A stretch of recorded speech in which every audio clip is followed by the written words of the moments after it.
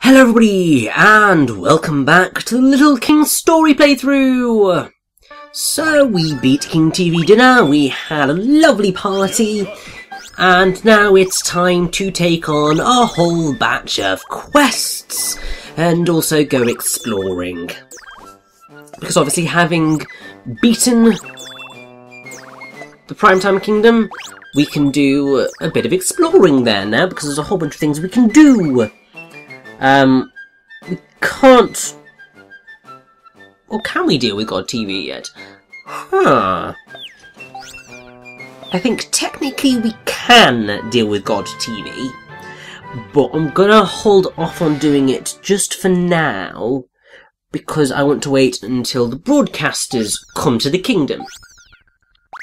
Because at that point we can do a whole bunch of other things, because they can destroy big, huge TVs, which are hiding a whole bunch of other things. And because we have an extra 7 people, let's just fill it out with awesome people. It's gonna be great. We don't quite need so many hunters, perhaps. Well, we definitely don't need quite so many farmers. But we are going to want to kind of pad everything out, so take 2 chefs, only ever really need 1 lumberjack, probably need to take some carpenters with us at some point, that would probably help me out, probably need to take a miner or 2, there's a nice balance that you can get. I can't quite remember what the optimum set or the optimum team is. I suppose we get rid of one of the merchants, then we can, yeah, do them. Those 2 are going to become, I believe, Giga Grinders. Or Giga Grinders? Giga Carpenters. So obviously we don't have any Giga Carpenters yet, and we've reached the point in the game where everything that we need to build is going to take a ridiculous amount of time if we don't get any Giga Carpenters. So obviously we've had it built for quite a while, but we really desperately need to get them now. And what is your quest for us, Kokomo Pine? So you want to know a favourite song, and you want to listen to everyone's songs. Oh. So this princess quest is easily the most tedious of all of the princess quests. Because while essentially all of the others you can do as you play the game, Apricots is just finding the wonder spots, which you see as you explore. Bouquets is defeat all of the UMA. That's pretty simple, you just explore. Shizuka is find the UFOs. Once again, it's just exploring the kingdom. They're very easy to find. Spumoni's is also pretty simple, because it's just picking up food items. That's not complicated in the slightest. And even the other 2 that we haven't, well, the other 2 princesses that we haven't found yet, they're not difficult to complete. Well, not entirely difficult to complete either, because they also involve just exploring a little bit. One arguably takes place more inside the kingdom than anything else, but the Tunesmith book is ridiculous because there are 30 tunes that you need to find. You find these tunes by exploring your kingdom between 10 and 12 at night. It is, I'm pretty sure it starts at 10. It is only between that time frame that you will find your citizens out singing. And so you have to go talk to them, get the song, that gets added to your Tunesmith book. Every night, your citizens, I think it's a random set of citizens that are out singing, so you're not guaranteed to always find the song that you want to find. Also, you can only explore so much of your kingdom in that 2-hour time span. And not only that, but once you've gotten some of the songs in the Tunesmith book, that doesn't prevent the same people from turning up again on other nights. So you may see someone singing and think, oh, they've got a tune for me. No, it's just someone that I have already dealt with.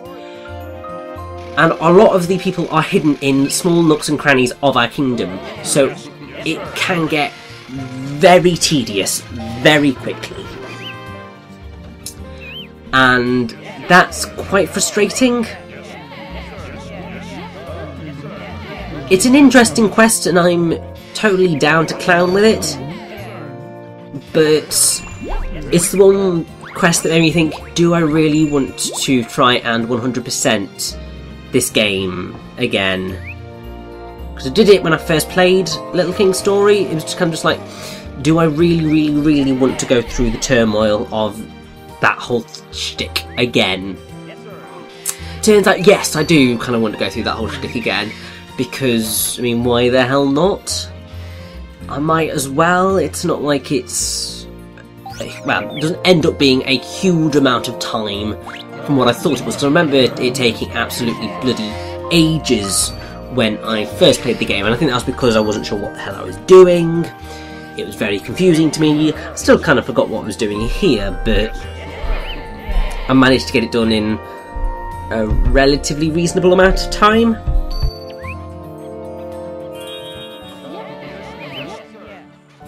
I mean, I think... I can't remember quite how many sessions it took me to get all the way through everything, but I think it was maybe only about maybe 4 hours in total, doing other quests as well. But it could have taken me a hell of a lot longer than it did. But that is definitely something that we are going to be leaving until the end of the game. There is no reason to do it now. I'd rather just focus on everything at that point.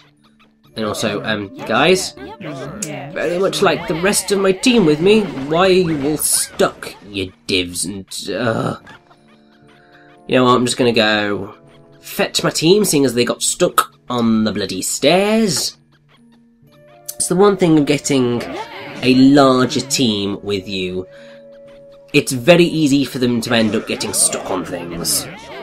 Very ridiculously easy, and it's just like, really? And, oh, the cock-a-doodle-doo disappeared. Well, it means I don't get the money, but it's just fine by me. Now, having defeated the Primetime Kingdom, we can now cut through bits of the skull planes that we couldn't do before. It's fine by me. And, oh, there's a hole. It's not exactly what I was expecting, but I'll take it. So, I believe pretty much what we're doing for this particular chunk is we're just going to work our way back to the Primetime Kingdom, just pick up the few things that are waiting for us there, set up a quest for, well, set up our journey for a little bit later, because when we do the God TV quest, I want to take a slightly different route to the Primetime Kingdom, but we need to go this way first to be able to achieve that. Totally fine, not a problem at all, but it does mean that we have to go the long way before we can go the short way.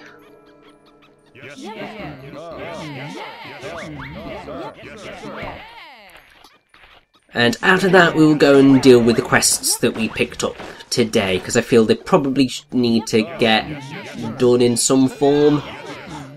I mean, I'd feel slightly bad if I went any other way about it.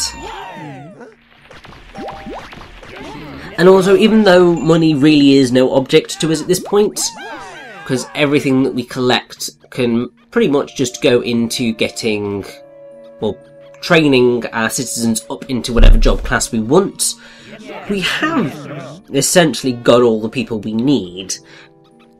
I could go in and try and optimise. To all those who are playing on your Wii. Lovely. Well, I mean, I was playing this on my Wii U, but at least the sentiment is okay. And that just completely took me away from the tangent I was on. God damn it. And I really have forgotten the tangent I was just on. Bloody hell.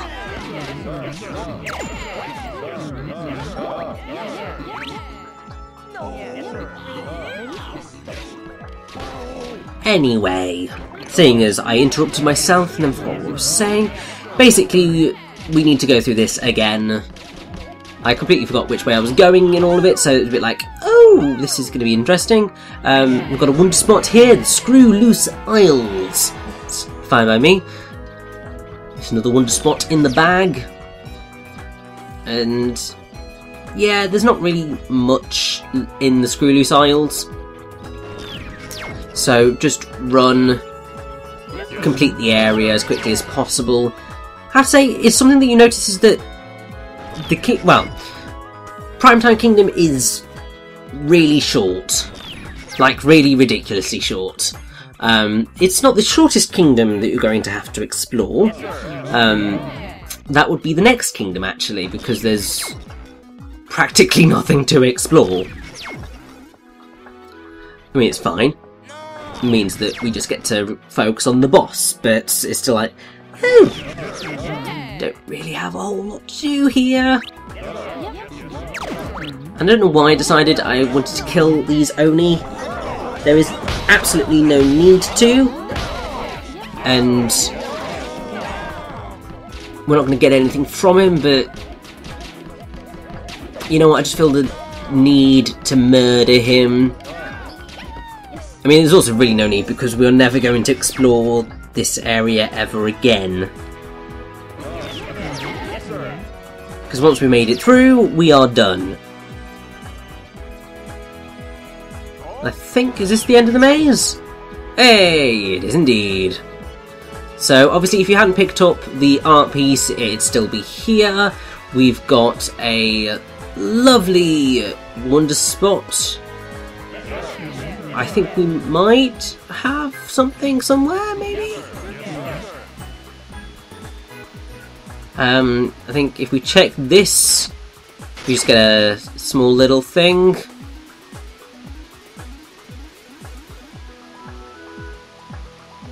World Wars are long gone in the world. I mean, you say that. I hope that's the case. I hope World War III never happens, but war's not stopped. And war never really changes. But now we have to go and just sit and let these Giga Carpenters build this bridge, and it's going to take them a while. I probably should have bought more Giga Carpenters with me, because this is going to take them bloody forever. So I might as well go on to the thing of... So, I might have mentioned that I got Netflix relatively recently because I am a stubborn loser who just wouldn't get it and then got it, and largely because I wanted to watch Black Mirror. And I was just looking and I just thought, oh, The Little Prince. I remember seeing trailers for that because it was originally a French film. I remember seeing trailers for it and thinking, oh, that looks really interesting. And I kind of wanted to see it, but then it did sort of disappear, and I just thought, well, it's a kids' film, it'd be fine. But it just so happened to be on Netflix, because I think Netflix bought the rights to distribute it and do the dub of it and stuff. I mean, that came out last year, I think? 2015, yeah, that's it. And obviously, it was particularly fascinating to me having played Little King's Story, because obviously, as I have mentioned, there's quite a lot of influence from The Little Prince on Little King's Story.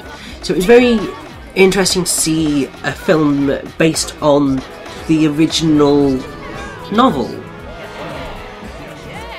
And particularly so because it's the first full-length animated feature adaptation of the story of The Little Prince. And you know what? I actually really enjoyed it. It's not the best film in the world, and it is perhaps a little bit childish. It's a little bit maybe too on the nose with some of its messages.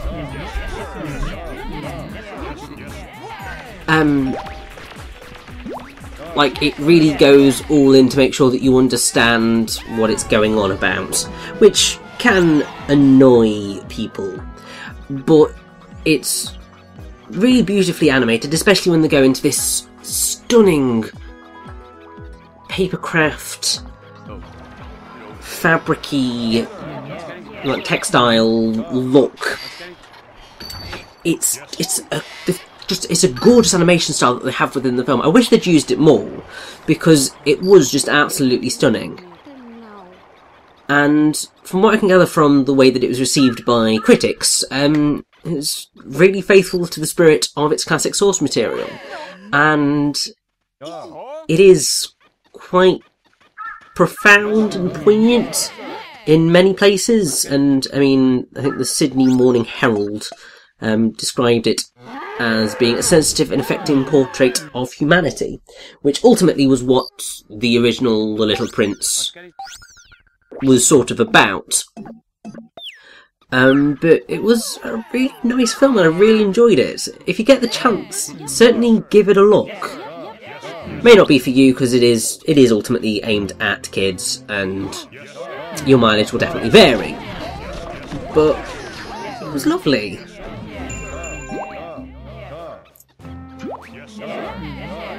And it was all the more interesting to me because of having played this game and seeing sort of exactly where the inspiration for the narrative, or part of the narrative of this game came from.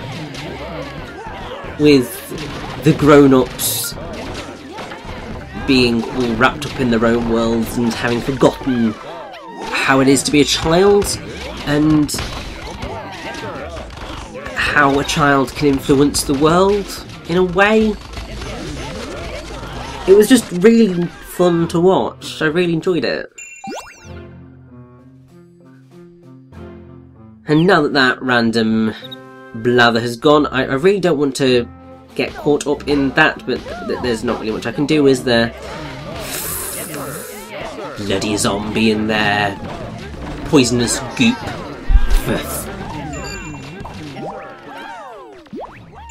Either way, I think, seeing as, you know, we are right next to a hot spring, I think we should be alright.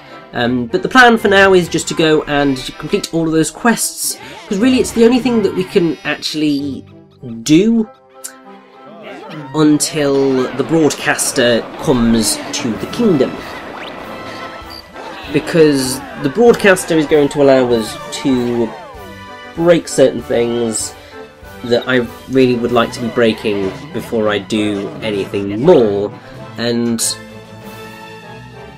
I can deal with these guys, they're not too difficult.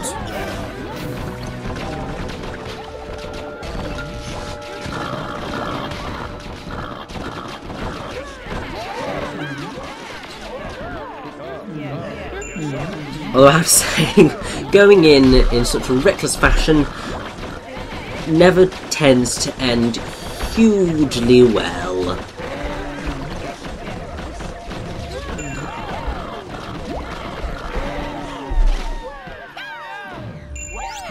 But that was alright, to be fair, so I'm totally down with that.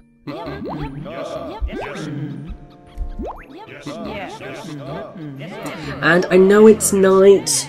I know I should probably send all my lovely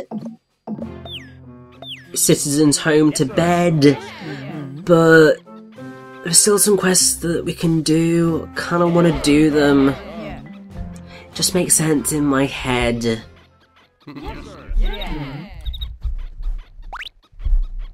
And anyway, they can work. It really shouldn't be a problem. They are my loyal subjects, they will do whatever we ask of them.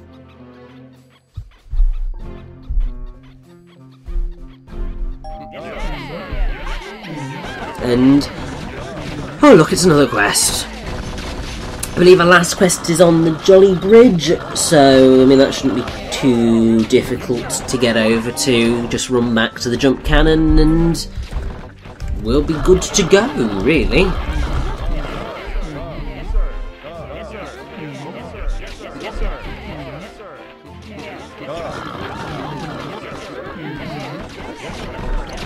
See, it's very easy to just get into everything, just do the quests, get in, get out.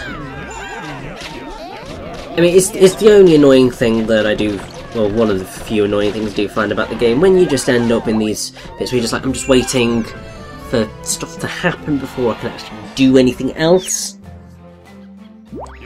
Because there's very little else we can spend our money on right now, but then there's nothing else we can do but make money. I suppose I could just go take on the next king, but then I want to just... I like to tie everything off before I complete other tasks. It's just the way my brain works.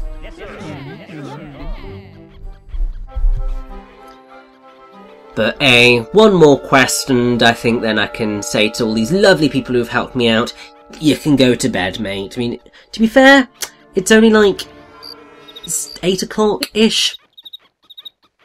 So it's not that late. They can just tell their families, we just had a bit of a party. Or, I mean, to be fair, they could just say, just been to the theatre that was just built. It's a little bit rubbish, because if I recall correctly, the play that they've got on there at the minute is dire, and I think quite a few people can complain about it. I think it's possible to get citizens like sending stuff to the suggestion box saying how bad it is, but it's never going to get better if you don't start somewhere. And anyway, they've only been open for a day, just over a day, so I'm not going to blame them.